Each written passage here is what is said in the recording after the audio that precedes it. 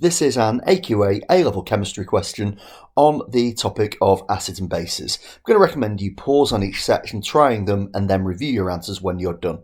So here's part A, part B, and finally part C. So in total, this is a 7-mark question. Okay, moving on. So we've got here a graph. The graph obtained from an experiment in which an acid is reacted with an alkali. You can see the shape of the curve there, which is actually a really important component of this question, because you are then asked to suggest possible formulae for an acid and alkali that could be used to produce the curve shown. Now, the first thing that you're looking for here is on the left-hand side where the pH is higher. We've got, first of all, the pH only going as high as about 11, but we've also got this little kick in the shape where it comes down and then flattens. And both of those are indicators that we're dealing with a weak base.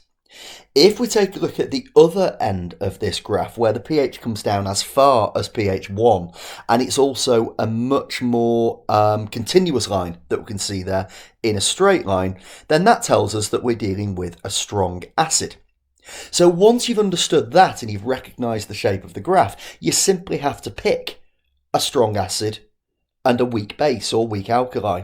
So we've got the HCl, H2SO4 or HNO3, hydrochloric, sulfuric or nitrate, all as examples that would work. You'll note I've highlighted the word formula here. If you put the name down, you wouldn't get the mark. For the alkali, we are looking at ammonia. Ammonia is a weak base, dissolves in water to make ammonium hydroxide, which is slightly soluble. Moving on to part B.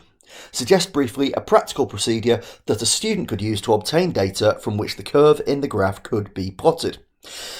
So we are asking for it's a titration calculation, but it's a titration calculation with a pH meter, adding small increments. Increments of what is actually really important to get the marks. So we start with a fixed volume of alkali measured and placed into a beaker. You'll notice here I've highlighted the word alkali. We're starting with alkali.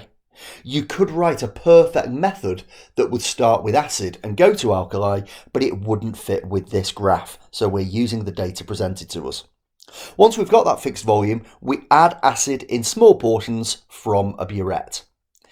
After each addition, we stir and we measure the pH with a pH meter, and then we record those results. Moving on to part C, the student was provided with samples of 3 different indicators. Suggest how the practical procedure could be refined by the student to identify the most suitable indicator. So a 2-mark question. First thing you're going to do is repeat this experiment with a range of indicators. And once you've done that, you are going to choose the indicator that will change most rapidly between pH 7 and pH 4. Now that is on the side of the strong acid. It's where you have got the very rapid change in pH. You want the colour change to correlate with that. That takes you to the end of this question. Thank you for listening.